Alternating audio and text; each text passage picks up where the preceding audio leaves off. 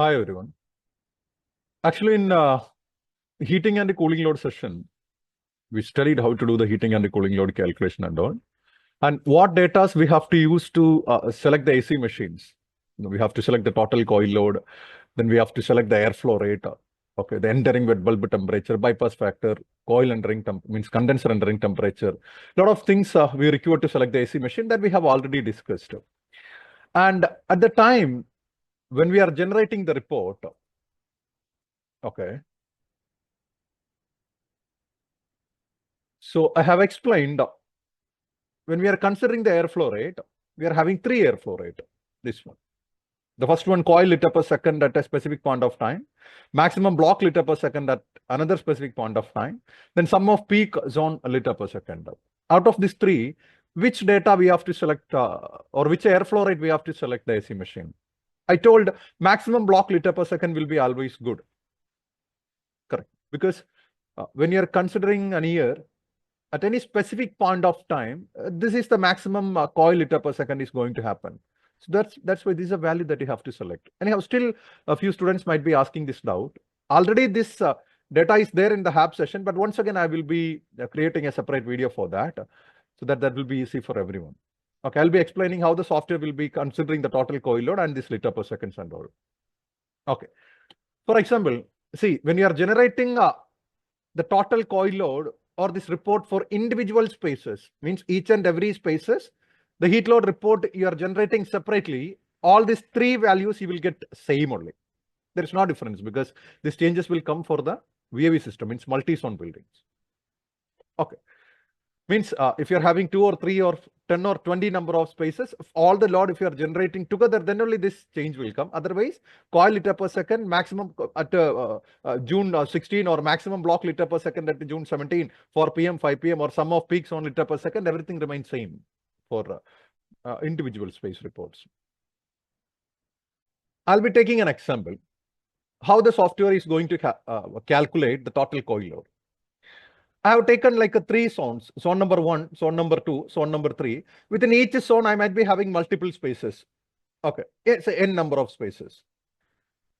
So zone 1 will be getting like 14 kilowatt. Say I have taken a consideration that in the building, it has located in a space where the maximum peak heat gain can come at June month. As you know, like most of the spaces, the maximum peak heat gain can come at 3 p.m., 4 p.m. or 5 p.m. So that's why I have taken like a 3 specific point of time as well. Okay.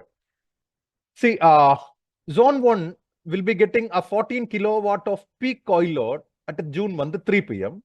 At the same time, the load at zone 2 is 12 kilowatt only. Load at zone 3 is 9 kilowatt. So when you're adding all these three together, June month, 3 p.m., the total coil load you will be getting like how much? 35 only.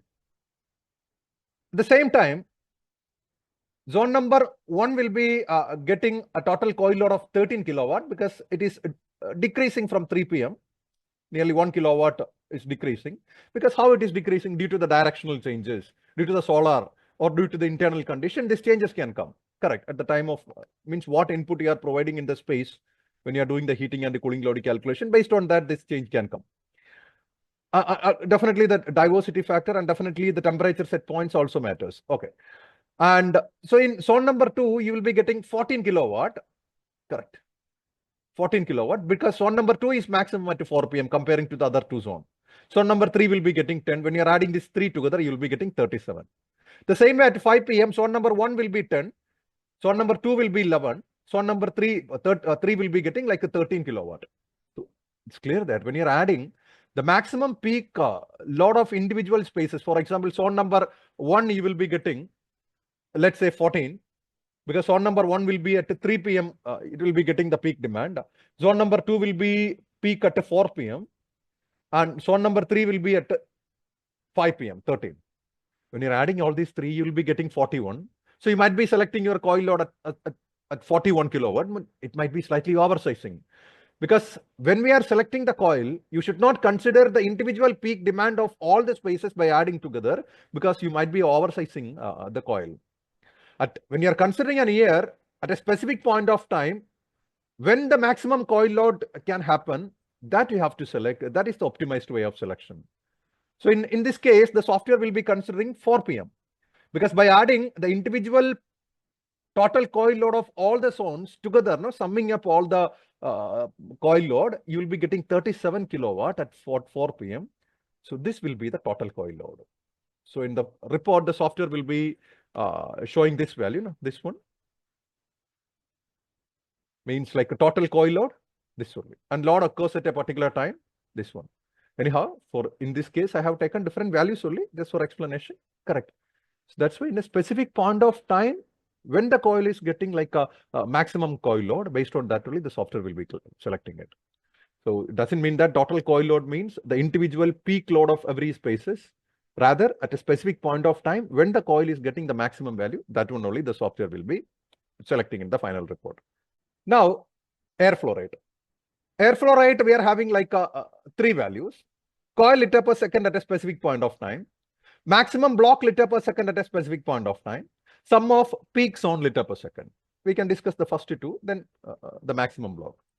What is coil liter per second at a June month 4 p.m.? See, the same way, like the time, like 3 p.m., 4 p.m., 5 p.m. I have taken there. We can discuss the coil liter per second at a June month 4 p.m. As you know, coil liter per second at June month 4 p.m. means when the total coil load is going to happen. Because June month is the peak time. 4 p.m. we are getting 37. So when the total coil load is getting the maximum, how much airflow rate we required?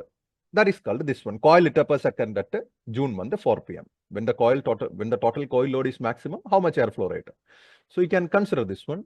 At 4 p.m., zone number 1 we required 1000 liter per second. Zone number 2 we required 1100 liter per second. Zone number 3 we required 1300 liter per second. When you are adding all these three together, you will be getting this value. 3400 liter per second, that only we will be selecting. That only the software will be also generating in the report. See, airflow rate, the room sensible load, then the room diversity, and the coil supply temperature, room set point, different factors it will matter. We have already discussed that. I'm not spending the time again for that. Okay, so the coil liter per second at June month 4 p.m. will be this much. And the next one, sum of peak zone liter per second.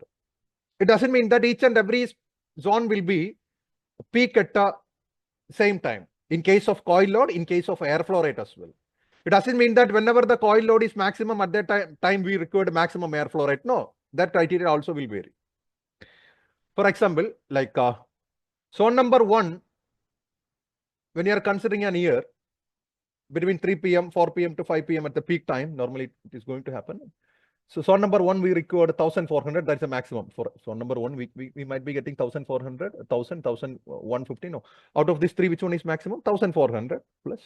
Zone number 2 will be getting a maximum peak airflow rate of 1400. Zone number 3 might be this one. So when you are adding up all these three, you'll be getting 4100 liter per second. That is this one, sum of peak. Because the maximum airflow rate of each and every zone we can add together, then we can consider that as sum of peaks on liter per second. See, anyhow, at any specific point of time, this airflow rate we don't want, it will not come together. Because all the space will not peak at the same time. It may vary with respect to the various set points, various factors. Okay. So then what is this maximum block liter per second?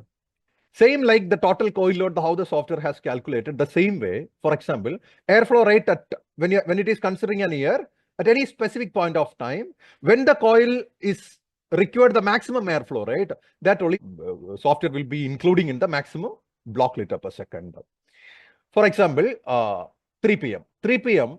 Zone number 1, we required 1400 liter per second. Zone number 2, 1250 liter per second. Zone number 3, 925.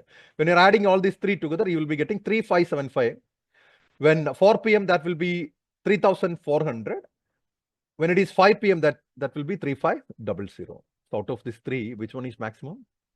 3575 means in a specific point of time in a year, we required maximum, the coil demand of maximum airflow rate is 3575 only. That only the software will be including. So this is the data you have to, because there is a maximum airflow rate the coil required in a year at the peak time. So that only you have to select for your design. So total coil, now for the selection, you can use the total coil load is 37 kilowatt and the maximum block liter per second is 3575. This you have to select for your design, because if you are selecting the peak demand, sum of peaks on liter per second or maximum peak of individual spaces by adding, then you might be oversizing your coil. Your initial investment will be increasing, the running cost will be increasing. Sometimes if the airflow rate is bigger, the duct sizes will be increasing, fan sizes will be increasing, fan energy consumption will be increasing, a lot of issue can come. So that is the difference between coil liter per second at a specific point of time, maximum block liter per second at a specific point of time, sum of peak zone liter per second. Okay, so always you should select maximum block liter per second for the perfect selection. That is the optimized selection. Even though few company might be using out of these three, which value will be bigger, that one you can select. Like that also few company might be working. You can, no problem. But the problem is that might be slightly oversizing. That is not the optimized way of design. Optimized way of design, you should go for maximum block liter per second at any specific point of time in an year. This is the airflow rate that we require. This is the airflow rate we have to use for duct design, fan selection, air terminal selection, everything. Okay, everyone. Hope it is clear. Thank you.